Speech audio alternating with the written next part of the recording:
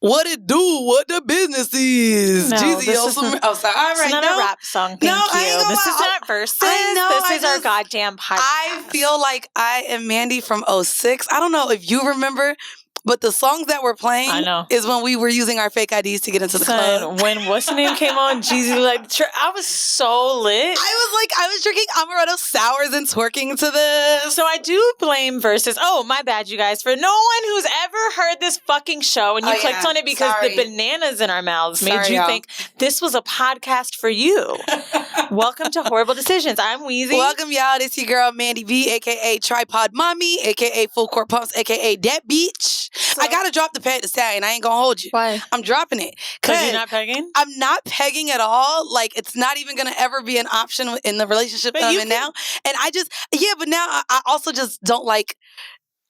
So my man is telling more people that he's with me, and I think it's just being brought up to him that I be pegging people. So he's just like, but we I have ain't to getting live in our truth. I mean, people call me a white guy fucker, and I haven't had one in like a year and a half. Okay, that is true. You were fucking pink dick. You're right. They still call you a white guy fucker? People just like, I don't know why. Maybe people that used to listen that don't listen anymore, but like, I'm forever a white guy fucker. And I'm like, damn, I've been fucking niggas for a minute. And I lost my virginity to a black man. I've only been in like 2 relationships with white guys out of 17 boyfriends. We all know I've had many boyfriends. Okay, fine. I guess I'll still rep the peg. I think what happened was when we started the show, I was on a white guy run. You really was for like the first year and a half of the show. I was doing it like I was getting paid for it. No, That's you really were. Like you was getting the pink dick. I just never saw white guys like this. Like when I moved to, as some of you know, we're from Florida. Orlando. It's embarrassing now to just, I'm not going to lie.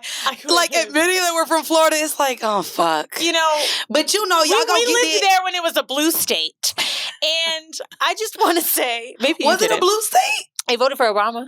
Oh, I voted for Obama. So same. Okay. But I mean, that's when it was blue. Oh, okay. But, yeah, I mean, I don't know. When I moved to New York, it was just a different type of white boys. They had accents and shit. They looked different. They weren't racist. That's funny. You know, it comes out. But anyway. Nah, well, even when I was getting my makeup done, they're still in year 1. So they're like bringing up 24/7 and Lawyer Bay. And I'm just like, they've been out the picture. Like, please. Ugh. Like a lot. And they're like, yeah, and Loverboy. They were bringing up Loverboy. And I was like, y'all need to just fast forward, please. I forgot about Loverboy. Fast fucking forward. He sent me a picture of something the other day. And it was like a magnet on his fridge. I'm like, why you send me this? He was like, you got it for me. I was like, yo, I forgot you exist. That's when you know you over a nigga. Nah, we still cool. I like being at that place when you're still cool. No, I wanted to say I do blame Jeezy and Gucci for making me sick. Here's why. Oh, Jesus. I get in from Mexico. By the way, I've been to Mexico City before, but never like this. Maybe because I was like always on some party shit. But since, COVID's happening, stuff closes early, all I was able to do was eat and do art. I've never had better food in my life than Mexico City. Tokyo, Paris, nothing is better than Mexico City. I didn't even know they had some of the best restaurants in the world. The amount of money you spend on food for the quality of ingredients is like, dog, I was in shock. I mean, I had every fucking meal out. It was so good. Anyway, maybe that's why I threw it up. So anyway, Jeezy and Gucci happened, right? I'm so lit. I hire. I call my weed guy. He brings me this weed. You hired your weed guy. He dips it. It's dipped in keef. If you guys have ever heard of this, it's some weed crack shit. It's crystallized. Do you know what it is, Benson? Well, when you grind it up, it kind of gets caught through a little, like a filter, and then you can kind of save it for later, and it's like very... It's like an oil. It's more dust. Okay, it's dust. It's weed dust. This already sounds crackish. No, this is crazy shit. And he's Latino. He's not even white. So, like, I felt like it was okay, but it's not okay. Bitch, I smoke weed over and over because I'm fucking taking Instagram videos at this point. Why y'all trip? I'm fucking lit. I wake up at 2:00 in the morning and I'm projectile vomiting. And if you remember, this happened to me once with like granola shit. Bro, it was crazy. I couldn't believe how far my throw up could go. I'm sorry. Dead. Is this a trigger warning for throw up? Well, here it is, bitch. The throw up went so far, it went to another room. I got up. It was crazy. Oh, hell no. Here's the worst part. You know when you're feeling both of it coming out at the same time? Wait. Feel both of what come out at the same time? Wait, it was coming out your ass? Dude, the more I threw up, the more the shit was coming out. And I was like, did you shit yourself? No, but yeah. Oh my God. This is how we're starting the goddamn episode. Never Welcome, y'all. We just, throw up and shit on ourselves. Mind you, I'm buying that, and thank God I'm alone, right? But all I could tell you is this nigga's carpet is just destroyed.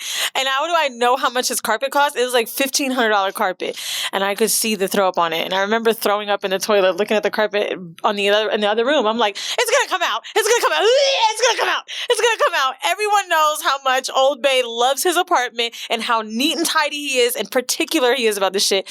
Bro, there's baking soda on it right now. It was 2 days ago. I'm freaking out. Oh my God. All I can tell you is it was violent illness, like bad. My stomach is amazing right now, but I had no energy. And we had a shoot yesterday. I couldn't even talk. It was crazy. When you're like super dehydrated and everything's gone. Sure. I had a half a banana yesterday. I had one bite of it to start, and whoever did my makeup was Marcus. He was like, good for you. Bro. And here I go. I was goddamn sucking down oxtail bones like... I could smell it, Oh which my I was like, okay, so I ain't got COVID. No, I got tested for COVID yesterday, right? And today. So when I got tested yesterday, I walk up, I was like, everybody, I've got it. So just back up. I'm telling you, I have it. And I didn't want to cancel the shoot until I figured out if I had it or not. So she tests me, and I was like, go high up there. I don't care if it hurts. I really think I have COVID, and I need to know because I'm going to be around people today. Right. She tests me. It's a negative, and I'm like, something's wrong. You guys are getting a false negative. Go back in there. So now they're laughing at this point, and one of the dudes that was working in the tent, those horrible decisions, he's like, damn, you finna get that shit to Mandii. I was like, I'm pretty sure. I was about to say, I'm waiting. I'm actually, I booked a flight to Florida for not only a baby shower, but just to see my family for the holidays. And I'm about to go get tested for the antibodies. Because, y'all, I tested, for those of y'all watching, and I know we made plans to get in the studio, last month. But I literally tested positive for a month straight. I was going weekly because my other podcast we do literally every Monday. And it was like, we don't care that you don't have symptoms. Like, you have to... That's fair. You have to do negative.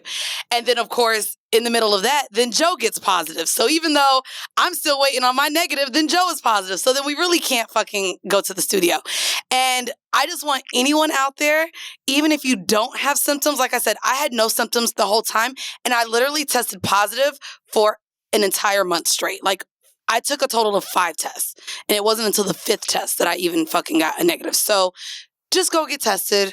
But also, it's hard because, yeah, like you said, you and Rory sound the same. Y'all are both convinced that y'all have it because you have the because symptoms. no one could be sick anymore and it's not COVID. You're right. So when I went today, right, there was a little bit of a line and I was like, how am I going to skip this line? Well, bitch, I got it. So I walked right up to the line. I was like, look, I can't be around people. I think I got this shit. Bitch, I ain't gonna hold you. And I got tested again. But it's like everything. Like, I was on live the other day and a bitch was trying to hold in a cough so long. I just like, I swear to God, I didn't want to cough. Because, you know, why are you crying? I'm just feeling alive. Bro, because I done had so much COVID jokes already. I'm on live and I'm like, y'all got a call coming in. And a bitch just started coughing. But I just swallowed my spit wrong. Dude, it's bad. But they gonna be like, oh, nah, bitch, you still got that shit. But you cannot be regular sick. Nigga, I honestly, literally, I thought I had food poisoning. I thought I had weed. No, I have THC poisoning. It's cannabis something, y'all. Wait, you could get it was real, weed what poisoning? I had. Yeah, CHS, weed. Hold on. Bitch, you done looked it up. Cannabinoid hypermesis syndrome. I have it. Basically, it means you've had too much weed, and that's the projectile vomit shit. And it's well, that happened with me with an edible. Oh yeah, mostly happens from edibles. Oh my God. So during quarantine, this is when I was just like, I'm stuck in my house. Who gave me the goddamn weed plug? I want to say my homegirl Destiny, and I told her she killed me. But I got the weed plug, had an edible, and I was just watching TV. Nigga, blue cheese, wings, and celery all on my bed. Bitch, a bitch had to throw her whole goddamn comforter away. Like, it was like a liter. Okay, can we not just... No, dude. It was a liter of throw up. I'm going to say, let me just tell you guys how much I threw up and I'm done. The trash can that you have in a bathroom, however many gallons it is, look, pass me that. I'm gonna say it's a little bit smaller than this for y'all watching on YouTube. When I was finished, it was half full. You're lying. I'm serious. And the only reason I couldn't do the toilet is because it's the toilet. I know it's dumb, but for some reason I'm like, oh my God, I piss and shit in here. I can't throw up in here because I'll start thinking about piss and shit. And then And then when I had to actually... Why you didn't do it in the tub? Because I had to actually shit at some point and then I needed this trash can in front of me. Wait, you were throwing up while you was shitting? Because my stomach, both of them was going at the same time. Oh yeah, nah, bro. Dude, it was so bad. But what I will tell you is... Somebody listening to this will still fuck me one day. My mouth and my ass are okay now. They're cleaned out. Literally, if y'all have heard of Fleet, not the Twitter story, I'm clean. I'm cleared. I could get fucked in the ass and nothing would come out. I have eaten nothing, my nigga. Like, I'm dead. My ass is ready. Anyway, not my ass is ready. Episode for Mocha I know, this was not They're gonna be like, a wow, sexy we way. flew you bitches out. This was not in the contract. I'm excited, guys. We are finally, if you see the title, we are going to share our experience that we had at Mocha Fest for our horrible decision. But before we get there, of course, we gonna start it off with a little bit of vanilla shit. And the vanilla shit for this week comes from Times of India. This is how much I was digging. I wasn't seeing much but COVID and sex motherfucking stories. And I was like, I got some good ones. God damn. Well, send them to the email because, bitch, it took me a while to find this one. But this one I think is actually very interesting, especially with not only both of us being in relationships now, but anyone in a relationship. The title of this is that maintenance sex benefits your sex life. And maintenance sex, I was like, what the fuck is maintenance sex? Maintenance sex is actually what you need in order to keep the spice and spirit of sex alive. It is the act of definitively, I guess that's not definitive. How do you know when it's definitively and definitely? Where are you looking? It's the second thing. Definitely, right? Oh, it's the act. Definitively has a V. Where the fuck is the V at? Definitively. Oh, you're right. She was like, definitively. I was trying to be like, bitch, where the V at? Wow. Okay, sorry. Lehman is about to come through and be like, she didn't go to our school.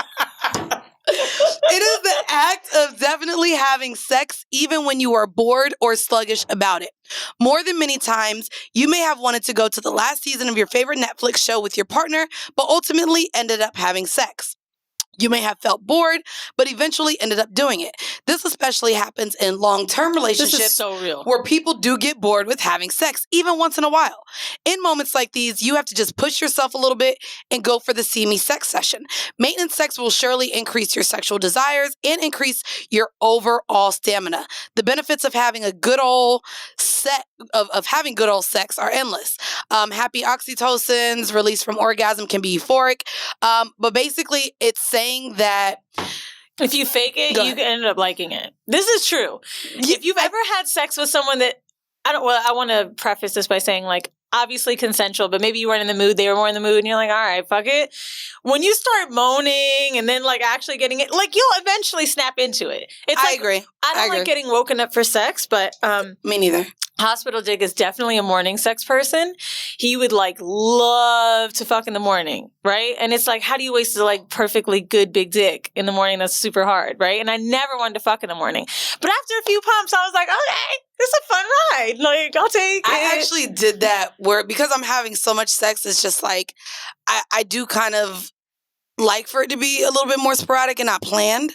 But like, my boyfriend was leaving, and this was a couple weeks ago. And I think I actually told you, I was not in the mood to have sex. I just didn't want to have sex. I was tired. It's not even that I was bored. I just wasn't in the mood. And he ended up like finding a way to get me into the mood, and then of course punished me because he was leaving out of town. How dare I not have sex before he goes out of town? But it's funny because the board act of the Netflix is interesting because it's like, even when you're watching TV and say you're not really enjoying the show, but you're not tired yet, that to me would be considered maintenance sex. You get what I mean? I thought maintenance sex was more like, we have to do this to maintain a decent relationship. Well, that too. I'm not going to lie, but I guess that's where my boyfriend would say it, because it's just like, I kind of want to be happy. I don't want to go out of town and not, living together though. I've only lived with one person, and I mean, obviously like spent a lot of time with Old Bay, but living with someone is really when I had this a lot, because you're already around each other. Like, even when you're super in love in the beginning, if you see each other 5-6 times a week, you still don't live together. Someone's going to leave, or there's a moment where you'll be apart, so you have to have sex because you're excited about it. So let me ask you, was sex boring when you lived with someone? To me, I'm not going to lie, I fear moving in with my nigga, because I'm like, I like missing you. I like being able to feel like I'm going to jump on you as soon as I see you. No, if I feel like I got to go home and see you, I don't think I'll have that same excitement. No. You'll be excited to go home. there's a heightened sense of intimacy when you live with somebody. I think that like you get to reach that you never had. But I don't think there's a rush to moving in together, which a lot of people do. And even I've seen myself doing that, like, oh, it's New York, save money. But like, for what?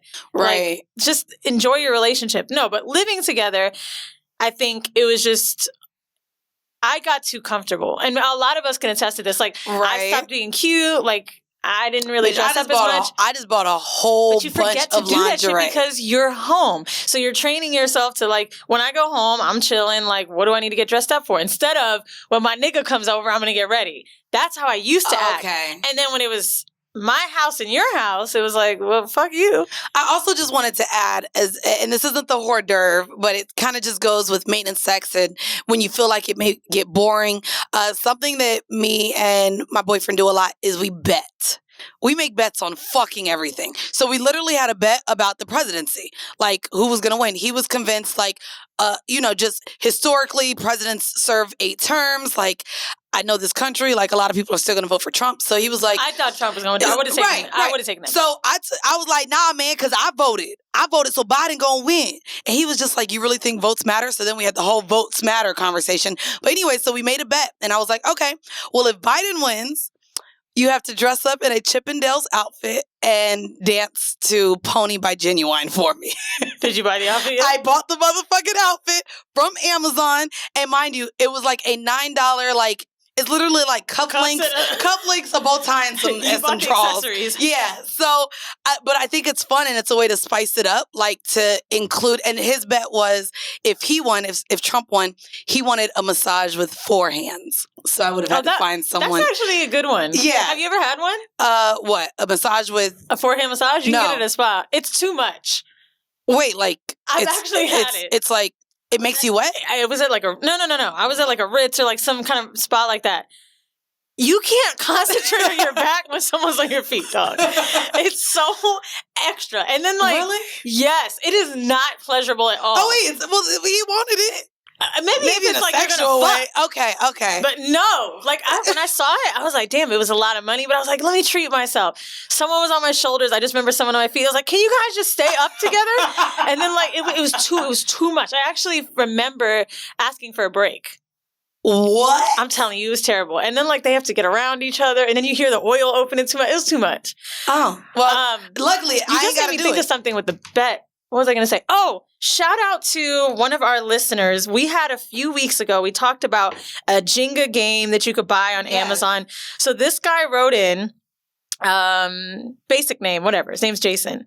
He says, so I went to Target the other night and I got a knockoff Jenga for $5.99. I wrote out my own sexual acts on each block. It cost me $14 total. I got dinner and the kids are gone. My wife and I are going to play tonight. I'll let you know how it goes. Thanks for the idea. I said, so dope. And then he wrote me at 9:45 this morning. So we ain't even finished the game because we ended up having sex, but we had a blast and we're going to play it again soon. Such a good date night. I love that idea. That is I told you that's a really, really cute idea. I've never played it, but I saw it on Amazon and then it was, I don't know how we ended up, oh, you maybe said it. Well, I'm going to write my own shit. Yeah. Laughing my ass off. What was it? No, eat my ass out. It was something with the booty hole. I could see not finishing that Jenga. I would not finish that Jenga, especially if every time you get one out, it's something you would definitely have to put more vanilla shit and simple shit on it to keep you from having sex. Yeah, like you know, the shit on the bottom is like the sex. Give me a nose kiss or something like that. Like you got to be some basic with it. But anyways, guys, we're gonna get into this week's hors d'oeuvre. For those of you listening to us for the first time, maybe second time, maybe you're still new. Our hors d'oeuvre segment is where we give sex tips. This one is fun. It's pretty much upside down fun. I wanted to share this because this is something that I did recently. Is it Spider-Man? Oh, well, I guess they did that. Upside down kissing, I think about Spider-Man. Oh yeah, when he took the mask off. And who was that girl? That was the first one. She had blonde hair. She was a brunette. I bet you $10 she was a brunette. Bitch, I bet you $10 she was blonde hair. Can't wait to see it. But Spider-Man. It was blonde hair, right? When they kissed. Yeah, when they kiss upside down. Damn, right? Bitch. Cash at me my fucking money. Actually, that is dirty blonde. It was just wet in the scene. Bitch, her hair is goddamn dirty blonde. Kirsten Dunst is a blonde. Jane Kirsten Dunst, first of all. Get to know it. We're having a white guest about to come in here. You can't get Kirsten. Is it Kirsten? Yeah, it's Kirsten Dunst. Kirsten? What fucking happened to that bitch? Kirsten? Bitch, that was Kirsten. Anyways, we're going to talk about upside down fun. And the first part of it is kissing upside down. So kissing upside down, you may ask yourself, why on earth you'd bother contorting yourselves in order to kiss when you've been doing it the right way up for so many years without any problems? The answer is novelty. We spend a lot of time kissing our partners, especially at the beginning of relationships. But as time goes on, we tend to kiss less and move more quickly on to the next stage, sex. That's true. By making kissing seem new and approaching your partner from a different angle, you might find it more stimulating than usual. I do it when they're like on the couch. Oh, I will straddle my nigga, or even when we're driving. Upside down? If we get to a...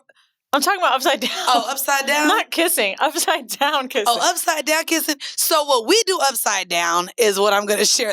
We haven't done upside... Actually, we have done upside down kissing, but after the act of upside down sucking dick. So y'all... Do you mean 69? No, it's not 69.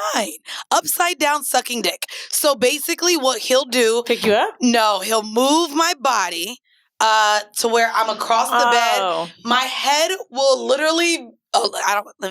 My head will be like this, leaning off the bed. So I'm literally looking up at him, and then he'll fuck my mouth.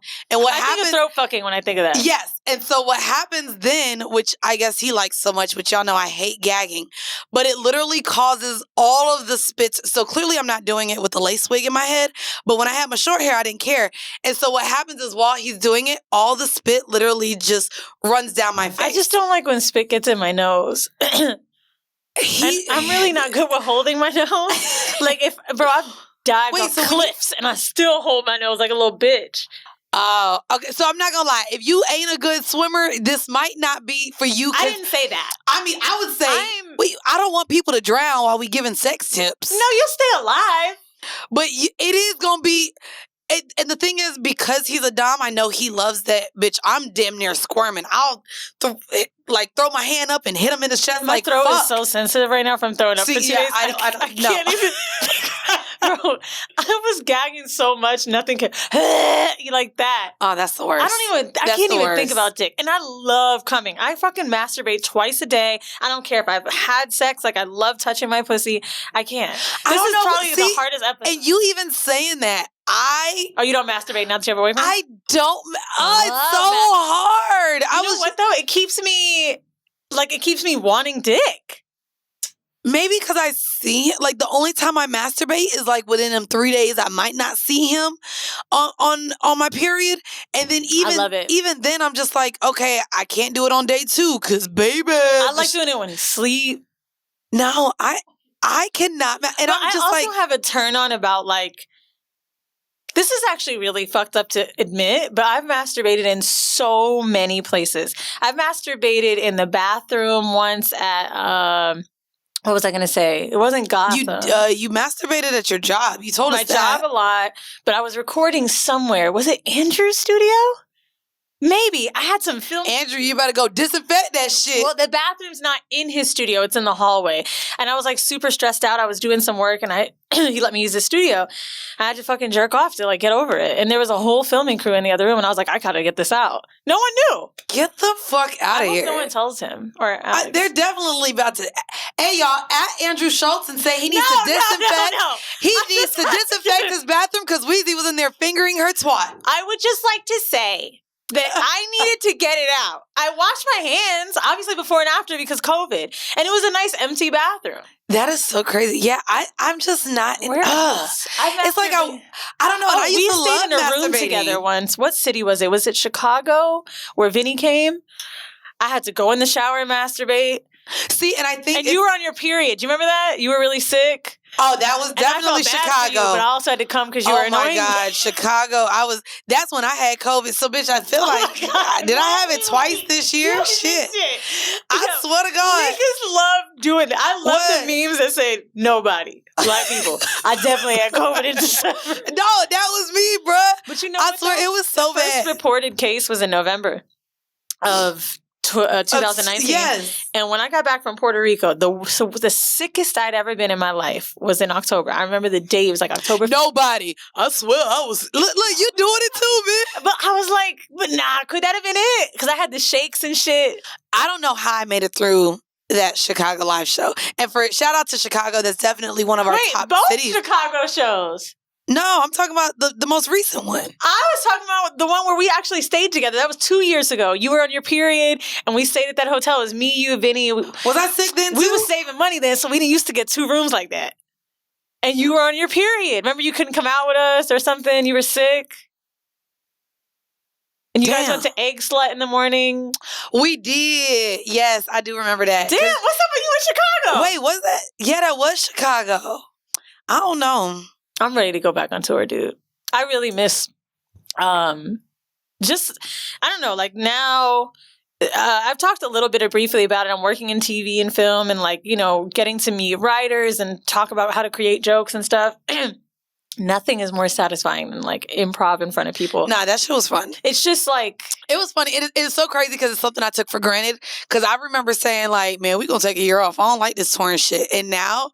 I would love to be back touring, traveling because it really again, validates what you do, and that I think is the main difference, right? It's like filming stuff and understanding that you can maybe say something funny. There's no instant gratification, and the other thing is like it's not your people watching you. You know what I'm saying? So like to be in a room with everybody that fucks with you, like it's just so safe. There's like 2 or 3 shows where I fell. None of them videos going. I'm just so glad we got to do New York, DC. I'm so sad we didn't get to do Atlanta, even though we probably should have done Atlanta because that's the only motherfucking city that because COVID don't live there apparently. Bro, so, I was scared when I was watching the Jeezy and Gucci verses. I was like seeing all these niggas pass the camera, and I'm like, please, Jesus, don't let nobody shut this shit down. I really need this moment. Oh, it was a great moment. That was so good. I enjoyed it. People really thought Gucci was going to win, which I found hilarious. Yeah, I was Team Jeezy but like, too. Niggas in the South, maybe. But even then, like, he ain't. It's still Jeezy. Like, are you serious? Yeah, are you serious? Right. I was shocked. Like, me too. I was shocked that people.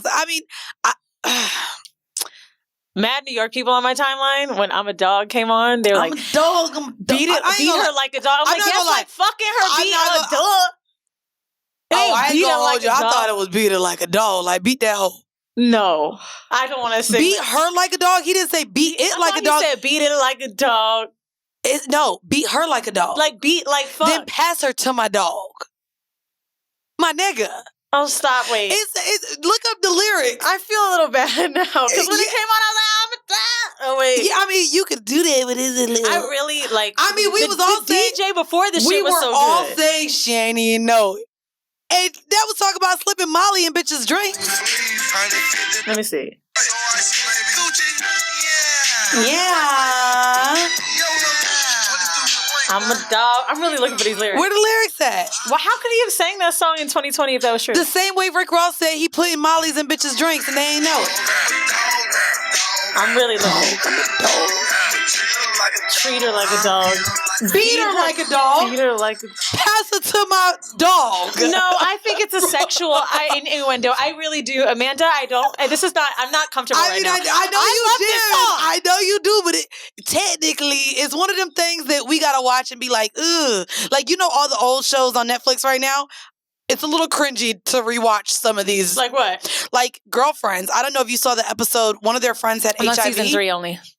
Well, one of their friends had HIV and they all like jumped over the counter when he was cooking and he like cut himself. Like there's just a lot of things where I'm just like, oh, a lot of things wouldn't go off too well in this climate. I'm actually happy and not so happy for this climate because like the HIV thing, I didn't know. I mean, honestly, until we started interviewing people, right? Like, not gonna lie, and we were ignorant to a lot of things. I think over the last 4 years, we've become more understanding in ways in which we may have offended people without knowing. So when people we learned language about things like that, like especially, I think our herpes episode, I asked a question that was dumb. She was like, "Bitch, and you a sex educator?" I'm like, "Duh, ho, I had to learn the fuck, bitch." Like, duh. Like, I didn't know. Well, I think that's the thing too. In this space, like, yes, and I understand this platform is definitely where it is now.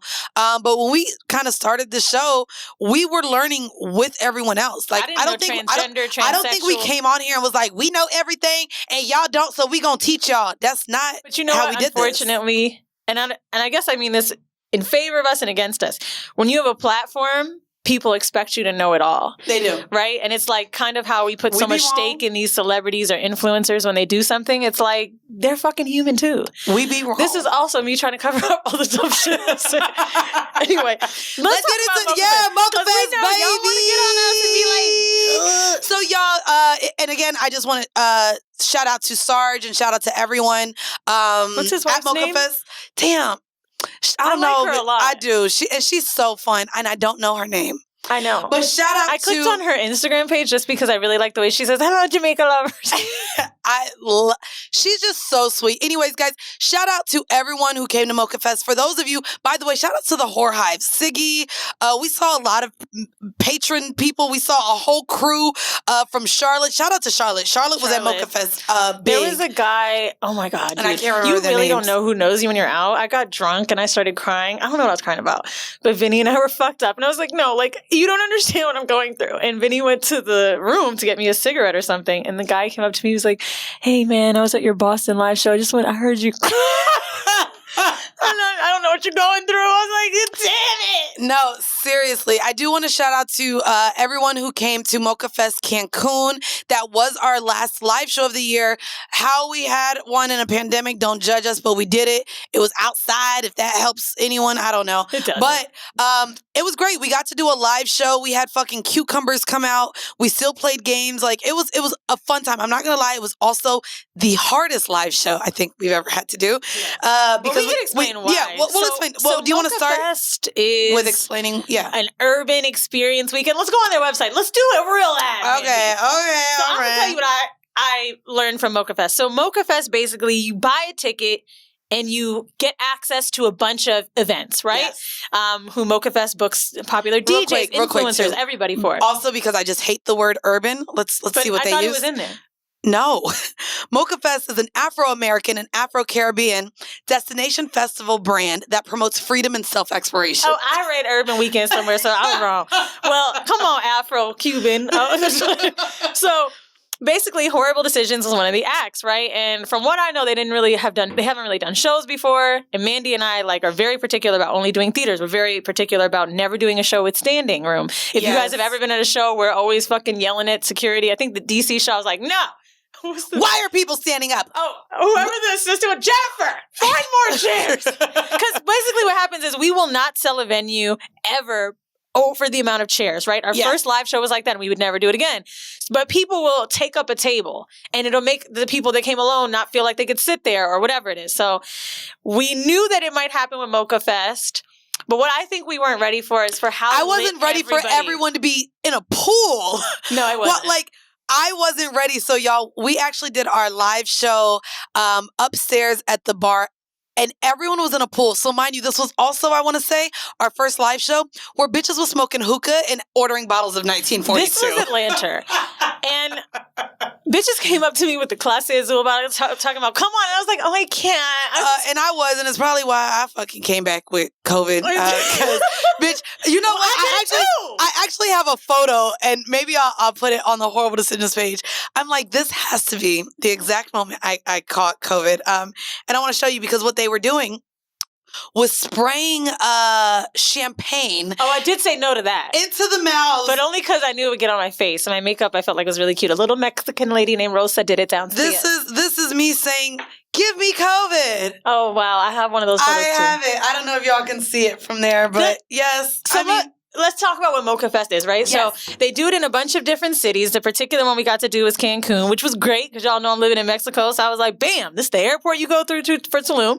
So we get there, and it was at a beautiful property. And I just want to preface this by saying, I said every single day to either Sarge or his wife, who run Mocha Fest, about how much better it was than hedonism. Let me explain. I had a fun moment, but I just wasn't ready for how, and I've used the word tacky, and I want to attribute it just to the fact that we didn't get to go on a Mocha Fest weekend. Right. I just felt like it was too raunchy to the point where I was like, ugh, grossed out at hedonism. And the other thing is I didn't feel It wasn't as luxe as the I was place about to we were say, at. y'all, she knew that there was room service available. And She I was said, like, oh yeah, 10 that's stars. 10 stars. I was so happy to know there was room service. If I could leave my room without getting naked, because I hope y'all don't forget that story. The midnight snack bar was on the nude only side. And when I ordered that pizza and he said, you have to remove your clothes, I was pissed. So we get there. It was at Temptation Resort. I think they've done it there before. Because Yes, I think it's on I went Welcome last Back. year as well. It was there. Yeah. It's really cute. They had these like stripper poles where the girls dance. Yeah. Now, this resort is topless. It's not a fucking resort. Yeah. So, and I want to make that clear. So, Mocha Fest isn't necessarily lifestyle focused. So, I know we talk about sex here. If you do Mocha Fest in Jamaica, of course, they're at the adult only resorts, and hedonism is one of the resorts. But Jamaica now is so big, they actually do Mocha Fest at 7 different hotels. And of course, if you're at hedonism, you're gonna have hedonism fun. This particularly, yes. We didn't see people having sex everywhere in Mexico. That's not what... I think they were, though, because I could hear it. You could hear it where? Through my window. Not my window, my balcony. They was probably fucking on the balcony. Yeah, they were. Oh, yeah, I would fuck fucking on a balcony. I would fuck on a balcony. Nigga, people were fucking so loud at one point. I was like, well, this is like a morning wake up. So they were fucking, but they weren't fucking out in public. Right. Yeah, so out in public. I will also say, let me ask you this too, because it was a lot more people than we experienced at Hedo, but what were your thoughts on the crowd? So, for one, I kept saying, I think to you, I was like, these people are so much better looking. Yeah, it was a lot of good looking people. Like, there were a lot of people I would have fucked. There was actually a fat dude I was going to think about fucking. Wait, you were going to fuck a fat dude? He was really cute. And I have never fucked a fat nigga outside of like football players, which don't count. Did he have like a Gucci before jail gut, or was he fat, like big? I don't know. Or like a get money gut? He had on a wife beater at the pool fat. Oh, he wasn't even taking the white beater off. But he just had mad game. Like, he kept coming up to me like, why you trying to play me, Weezy? I was like, I'm not trying to play you. He's like, you don't fuck with fat niggas. I was like, I ain't say that. If you got money, I would. And he was like, why you think I'm talking to you? And then he just kept coming up to me and he would get me drinks, but even though it was like all inclusive. But then at like one point, I don't know. He just, you know when someone's so confident that you're like, your dick has got to be big? Absolutely. He was like, I was like, look, I got a boo. He was like, I don't care. Where the fuck he at? I was like, ooh. And then he kept talking about how I needed to hibernate in the wintertime with him. And I was like, oh my God, stop. Not hibernate. And not a whole bear, bitch. He said he wanted to take me to dinner. And I'm like, nigga, I know this shit is free. And he was like, I got bread and we gonna leave this fucking resort. I was about to say, I left the resort and went to Rosanegra. Oh, that's right. They have in Cancun. I loved leaving the resort. I had so much fun. I guess that was my only thing. The food to me, I like food better in Jamaica, but I'm Jamaican, so that's probably why. Let me say this. It's just an all-inclusive thing, dude. Is it that? It's an all-inclusive thing every time around. Like, when food is all-inclusive. Bitch, we had lobsters. I liked the food at Hedo when we went. They had a whole lobster better night. Food at Temptation. Okay, so as far as food, it's a draw. But I love seafood. They had like a seafood restaurant. Anyway, okay, whatever. Yeah. But I think you gotta leave a resort to experience the area. Then there was a dude with braces and dreads, and I never talked to him. Oh my goodness! But do you know which one I'm talking about? No. He was so fucking hot, and he kept smiling at me, and I just really don't know why I didn't say anything because I should have taken my moment, but I didn't. And then Sarge's wife and I, whose name we can't figure out, I remember saying to her at one point because I was smacked. I was like, "Yo, there are niggas in here." I'm not gonna lie, but I don't want to steer the men from going as well. There were. I'm not gonna lie though. All the good-looking girls that I saw came with a nigga, but a lot of them were asking. Even Medina got asked by 3 couples to join. Maybe because Medina from Cocktail, shout out to her. She opened our show, and she decided to let everybody know that she was a unicorn. So the couples were attacking her for the rest of the weekend. But no, I think people know when you're alone. 2 couples asked me. Oh, I think people know when you're like walking around alone, and they knew Vinny was gay. Oh, okay. So see, yeah, Vinny damn near sold me to the fucking wolves. We were walking somewhere, and I seen these niggas looking at me, and like at this point, my titties were out a little bit, so I grabbed onto his arm. He was like, "Girl, please."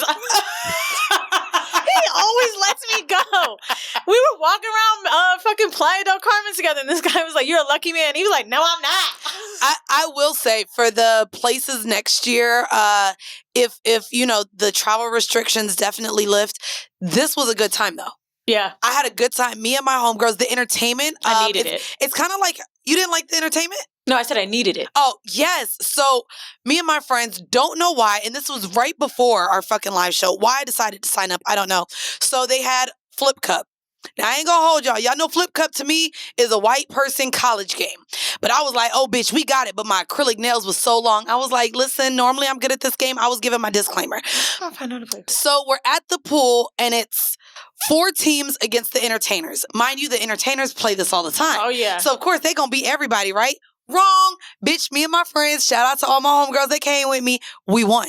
We won to where the dancers, the entertainers came up to us and was like, so no one has ever beat us. Bitch, they brought us 2 bottles of fucking wine and a bottle of champagne. Oh, my God. Because they're like, nobody has ever won. The entertainment was good. But they was phony. They were fun. They didn't give us the Magnum, though. They ain't bring us the Magnum. They gave us a little bullshit to bring back to the room. They gave you a bottle of wine, bitch. Yeah, but we were supposed to get the Magnum. They just didn't think we was going to win. A Magnum bottle of wine? No, the Magnum bottle of champagne. Oh. The Moet. The Moet. The Moet. It was fun, though. So wait, the girls. Yes. Let's talk about the girls. The girls. Some of those girls were so beautiful that I was like, they must be getting paid to be here. So they do. That's what I like though. Mocha Fest brought some fine ass girls. That was dope. I don't know. I just thought across the board people weren't ugly, which I appreciate. It was like but that's the thing, and like I don't want to, and I also don't want to say like they were all like model-esque, but you'd fuck them. Literally, well, I have a man, so I wasn't there to do that, but I felt like I was in like, I don't know, like a movie almost. Everyone just was beautiful. You know but what, not beautiful. Everybody kept themselves up well. Yes. And people knew they were going somewhere, so they were excited, so they were dressed well. The men were fine, and then that's the thing. Even though it's all exclusive, for inclusive. My lady, it is inclusive. My bad. It's all inclusive. What I really did like, though, is you could still scout the niggas with the bag. Because what they did was they sold cabanas and bottle service. True. So you could still see the men who were still paying above the inclusive rates. So I like that. Believe that because I was buying a bottle of wine every night. But at the same time, but that's a bottle of wine. You could get a bottle of wine for $30. Dinner. They was doing like Clase Azul, bitch. Oh, okay. No, I didn't do like that. They had, like, I did a good peanut. The pool, and also shout out again to the fans that were from Charlotte because I Who's think the one bi dude? Yes, I can't remember his name either. He was so fun. Because I didn't know he was bi until we were both looking at this dude. You didn't know he was bi? Oh, let me tell you how you didn't know he was bi? No, I didn't. Because we were both talking about this dude, and he was like, we were talking about the guy together, and I was like, I'd fuck him, and he was like, yeah. So let's fuck him together. He was trying to get me to fuck him and a dude too. Bro, we had to, and I can't remember his name. It was the guy with the tattoo on his leg. He made out with him, and he sucked the girlfriend's titties. Listen.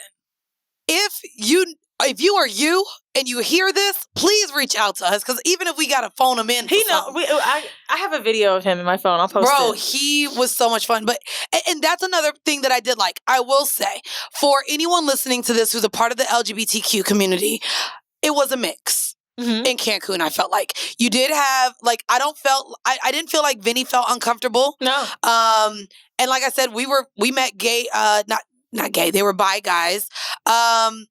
And the women, I think all the women were bi. I'm laughing because what I wanted to Vinny didn't feel uncomfortable, but there was a phone party where Boosie came on, and I couldn't find Vinny anymore. I texted him, and I was like, "Where are you?" He's like, "I'm gonna let you have your hood ass moment, bitch." I don't know. I'm not gonna lie. The phone party was good as fuck. Was a little, but it was very like Daytona Beach, Black Beach weekend. That's what it made me feel. I loved it. It was good. Nah, it was good. But I liked it at dinner. Like you could class it up. There was someone having dinner. Shout out to them from Detroit. How do I know? Because they were talking that loud. These bitches came to the restaurant. It was like the one on the beach that was outside. It was like blue lights. Okay, I can't remember. Anyway, this girl comes in with a hookah. And somebody's like, "Where'd you get that?" She's like, "It's portable. It's from Amazon. You just look up portable shisha."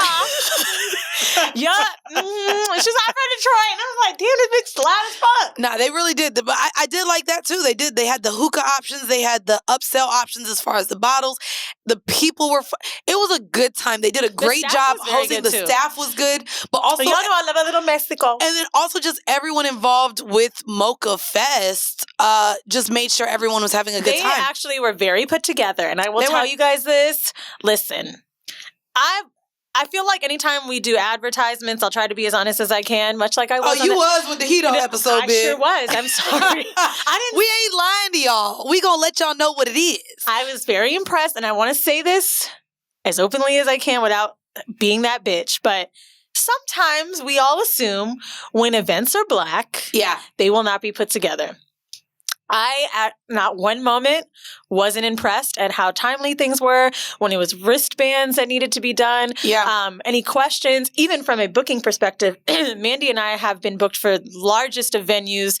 I won't name them, but some that can't get their shit together. Yeah. And I'm just really grateful that everybody, and not just because we were, getting paid for our event, but I saw them treat everybody warmly. Yeah. People that were first timers, people that came back. And I really loved that communal experience. And then even Sarge was saying how they started really small and now, they're Ibiza, Brazil, Greece. Like, I think that's such a big deal to bring Black people together to travel, because the first thing we all do, and that's the thing that annoys me about people talking shit about Tulum a little, it's like you can't keep your foot on a nigga's neck because you're saying Black people do the same shit or don't go nowhere, and then they do travel, and then they do it, and then you're still mad, right? So, which is what I love more so about this, is that I think one of the problems that I had even when I was traveling Southeast Asia was going to places not having my own around me. And so this is kind of a group or a party that's thrown, and like you said, they're doing Thailand next year. They're doing Greece. They're doing all of these places. And now you also get to travel and be around your people, right, which I love. And, Me too. and it's not like you're meeting people from all different parts of the country, but they have the means to travel, that are going for a good time. Mm-hmm. So you don't have to worry about standing out being the only Black person, or you and your friends not fitting in somewhere. So if you're looking to travel, again, hopefully with the things raised because of COVID, you're able to experience. If you want to see the destinations and the dates, go to mochafest.com. Mochafest.com has kind of all the details. They do also, I was talking to Sarge about this, they like to do it for the working people. So a lot of them are over holiday weekends. That's so great. Like when we were in Cancun, that's not only my birthday weekend, which yes is a national holiday. What is it? Columbus Day weekend. So that Monday everyone was off. Colonizer weekend. Yes, that weekend. Bro, let's just have a conversation about the white people that were at that hotel. Yeah, I don't think they knew what was. They were like, well, I came for a getaway, but it's a little getaway. Bruh. No, I saw mad white people that were like, okay. They had one party on the main floor where they all had like glow in the dark stuff on, and I was like, oh, this isn't my party. This is the other party that's Let there. me tell y'all. So the night we got in, whether it was Thursday or I think it was Thursday, there was a Black party. Yes. And the resort was having a white party. As far as attire. And a woman came up to me and Vinny just chatting it up. She was like, are you guys going to the Black party tonight? I was like, excuse me? You should have said duh. I just didn't know. I didn't know there was a Black attire party. Oh, yeah. But I knew I was there for a Black event, Mandii. And I said, are you going to be going to the white party? And she was like, yeah. I didn't make it confused. I didn't make it to the Black party, I don't believe, because that one was the only one that was off. Bro, I could barely make it to anything because I got so drunk in the day. I did make it to the lingerie party though. A bitch was up there. How was it? It was fun. It was a lot of fun. I had my little dominatrix get up on, and again, shout out to Sarge. He knew it was my birthday, so he got me a whole bottle of fucking Don Julio. I came back. Not only with COVID, but I came back and did not only with COVID, but I came back and did not drink liquor for the entire month. Like I was like, I drank so much fucking tequila that I was like, I don't know how I didn't. When you can feel it, it's the worst. I was just like, okay, I need to fucking get this shit out of my pores. I will say, if any of you are planning to go to an event like this, I know that some of us want to get our lives back together and, it's your own free will. I got tested before I went. I think that is the best thing that we could all do, not to be selfish. And to get tested as soon as you get back. Got to make sure that, you're taking precaution when you're going to a place with a lot of people, because if you are asymptomatic, that's super unfair, right? Yeah. I mean, shit, I just got back from damn near the Mocha Fest trip, 2 days ago? Like, I've been in Mexico that whole time. And yeah, bitch, don't cough. I would tell you. You saw? Like, bitch, don't do it. It was so difficult to get a test in Mexico. Let me tell you guys how I got a test in Mexico. I'm in a Tulum expat group chat. And basically, there's a place called Costa Med in Mexico where you can get tested. But when I went there and I filled out the sheet, I had no symptoms and they weren't wasting a test on me. Opposed to in the States where they'll help you, right? Yeah, but even when my boyfriend took me to get my third test, he took me up to like White Plains and he was like, just say you have a headache. Like, there's certain places still here that won't test you unless you have symptoms, which is dumb because there's 30% of cases where people are asymptomatic. It's like, if I got so symptoms, tell me to stay. It's so dumb. So dumb. If I would have known that, I would have filled it out differently. But anyway, I was so pissed and I wanted to make sure that I could get tested. So I was like, can someone help me? Nigga, I was in a parking lot an hour and a half outside of Tulum. And basically, someone that worked at the spot who stole the test came to give me the test in a parking lot. And he's like, baby, it's 200. So I give him 200 pesos, which is about $10 to $11. And he was like, no, bitch. Right. Yo, money. 200. 200. So here I am fucking getting this text in a Mexican parking lot. And I was like, oh my God, this shit isn't even, I was so pissed. But it's like a whole business out there. No, it is. Because people that like want to get tested and can't get tested, they just fucking charge the shit out of them. There's a black market right now for 200, a negative COVID test. Negative? Yeah, there's like. Did you know there's a way to fake your negative? Oh, I'm going to tell you how. This is no. Can you not share this information on this platform? Okay, we're not going to do that. I found out about that from Reddit. Yeah, we're not. So I basically was trying to look up for myself. I'm not going to tell how, but I was looking up like because I was feeling throwing up or whatever, and I was like, yo, this shit can't be real. So I was looking up like batches. Could it be the Q-tips? Like, how do people get negative tests? And they were reading off ways, and these are like health professionals that people have been faking negatives. Awful. I don't even. Can you imagine? No, trash. You just like know that you have some shit that could kill people. If you're gonna go to Mocha Fest, please make sure you get a real test and make sure that you're not a spreader. But again, go to mochafest.com. They are selling rooms now. Jamaica's one of their biggest. That's Memorial Day weekend. And also for the ladies who may not be able to, afford, but you are a turn-up queen, I want you to know that there is a Mocha Fest Girls contest. So submit your full body image and bio along with IG profile to girls@mochafest.com. Online voting doesn't start till January. You also need to submit a video by December 15th. Top 10 vote getters will be flown to Miami in February, where, again, you pretty much get to wear Mocha Fest attire and party.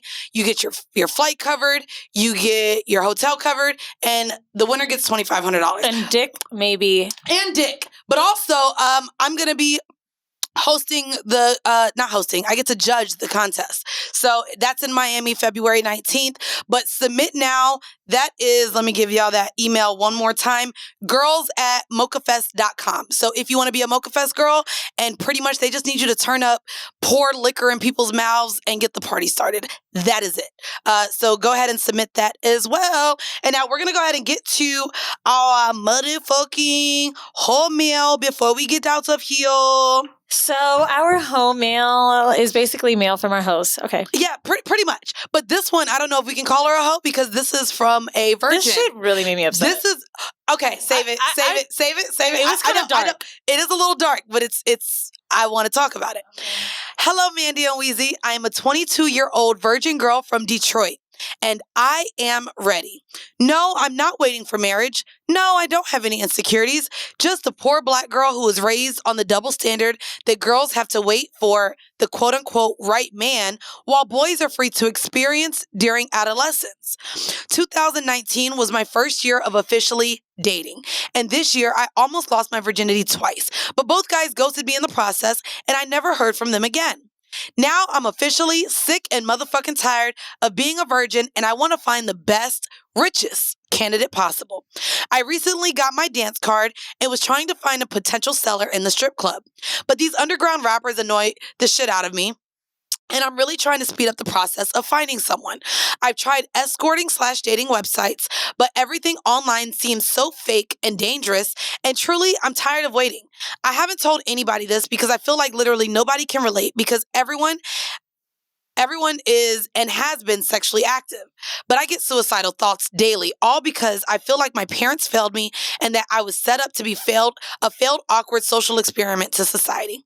If you guys know any verified sex agencies that help girls sell their virginity or any real sex workers who can help me find someone to sell my virginity to, I would highly appreciate that. I started your podcast from the beginning and I really thank you girls for giving me the talk that my parents never thought would be beneficial to have as a teenager. Love, a gray unicorn. That shit made me feel so uncomfortable. Yeah. So I have a lot of feelings, which I don't even know. I think it's our responsibility to talk to this too, though. Like, absolutely. So I looked up places to sell your virginity. Okay. Not to be helpful, but just because I wanted to see what it would look like. One is called the Boast Club, and there's like an auction where you can date virgins, right? Because you obviously can't sell pussy online. But there's like a lot of young girls who are recruited to sell their virginity. I have a lot of feelings about this because I feel like this is more sadistic for men. Like, right. I don't know. There's something about the innocence in it that's a little scary for me. I feel like maybe a sugar daddy would be more fun because, like, I don't know. There's a sugar daddy, sugar baby relationship where I feel like they enjoyed the innocence because they like teaching and helping. It's their ego, but it could be a better and safer relationship because there's something a little more committed there. But I think the larger issue is, you know, when you mentioned suicidal thoughts and your parents and like trying to like hurry up this process, I think the issue is like you think you may feel whole once it happens, or like that's the thing that can happen. That's where I was going to go. That will make it worth it, right? Is like, fine, like if I can't find someone worthy of like giving it to, at least someone can buy it from me. But that part is like terrifying in itself. And it's going to be a mind fuck for you. I think that outside of looking for a website or a way to sell your virginity, you need to be looking for a way to get therapy. Bringing up her parents and saying that she got the sex talk from us that she wishes she would have got from them. I just think that there's a lot of none of these. Someone like me to teach my kids. I know. Oh, I know. I ain't gonna hold you. Ooh. I just feel like there's a level of insecurity or self-love that she's lacking. Yeah. And selling away your virginity or putting a price isn't going to make you feel more valuable about yourself. I do have one little thing I want to help with. This is you're going to think this is ridiculous, but if you guys listen to Patreon, you heard that I've been like looking into brujas and mediums and psychics and just stuff that's like for light, right? Like, really, I believe if you don't believe in spells or not, it's just manifestation. There's a love spell you can do on yourself. If you Google it, there's a bunch of shit on Reddit. I'm sure you can find someone. But like instead of putting it on someone else or making, let's just say someone love you, you can put it on yourself. And it's like a white candle. I think you need honey, cinnamon. You got to look it up. But there's ways to start drawing the love back to you. And I think that if you feel more fulfilled, you're not going to really feel these suicidal thoughts. And you're also not going to feel the need to validate anything by a man coming in and fucking you. Yeah. Like, I mean, now sex work is one thing, but I think it's just a particular way you wrote about it. Normally when we get emails, people are more like, I want to be a hoe for fun. Yeah. And you didn't make me feel fun. No, not at all. It was a little deep, not gonna lie. Yeah. Not gonna hold you. Anyways, oh, Jesus. Well, I hope that you find a way to get through this process. Whether it be through therapy or talking to someone who actually values you as well. Or find some sex worker mentors that will talk you through this, because I think a lot of sex workers have all had a place in life where it was like a dark point, and some enjoy their work, some don't. I think SX Noir talked about circumstance or choice. Yeah. And you're making it sound like it's... And if you're listening to this, her Patreon has a lot of stuff, but Raquel Savage, she... has a degree in psychology, but she does really break down a lot of just the ways at which people find shame in sex work, but ways in which to feel liberated from it as well, which she does. She loves what she does. So I think that if you're going to go down the path... Does she do sessions on the phone? Oh, yeah. I think she does a lot of options. Good. I could see that. And great. I think that you need to find a way to make this liberating for you and not a chore just to get out the way. Setting Jasmine Benson wanted us to mention as well. Does she do sessions or? She's like a licensed mental health professional. Oh, she's a licensed mental health professional, but she's also in the sex work, industry. Yeah. So I think there's definitely a lot of people to reach out to. I hope we were able to help you. By the way, guys, if there's any more left, make sure y'all check out the whorehive.com. That's whorehive.com. We got merch, baby. We do. We're in the mass. Nah, but we got merch, y'all. We got merch. So be sure to check that out. I know it took us 4 years to get it, but there may still be some on there. This mask, I don't know if this is going to help sell it or not, but this is so comfy and breathable. Yeah, no, the quality is good with all of our merch. It has our tags on it. It's really dope. And for Patreon peeps, by the way, I want you guys to know we are never, ever going to sell that design because we know that it's special to our Patreon folks. And I believe Mandii and I at some point will start coming up with new shit. Yeah. So you guys will not feel left out. Don't worry. Don't worry. But no, I mean, what you have have done, for us with able to, step up our game with touring and video and all of that stuff, like we consider your merch super important as well. And that's why we really prided ourselves on, making sure that it was exclusive for a long time because we felt like it was something you got to earn. So that's why it'll always be different. Absolutely. And y'all, I want y'all to make sure y'all go ahead and check out mochafest.com once again. Thank y'all for tuning in. We're going to leave you guys with a 5-minute bonus clip from our Patreon. Of course, that is patreon.com/horrible decisions. There you can get 3 bonus episodes. Okay. You can get 3 bonus episodes every month and more bonus content. There's just bonus content there. There's a fucking archive of over 80 episodes now. So if you guys go to patreon.com, you do have to type in patreon.com/horrible decisions because it's 18 plus. But go ahead, check us out there. We are going to leave you guys with a 5-minute bonus clip. And thank y'all for tuning in to yet another episode of Horrible Decisions. Bye. Peace.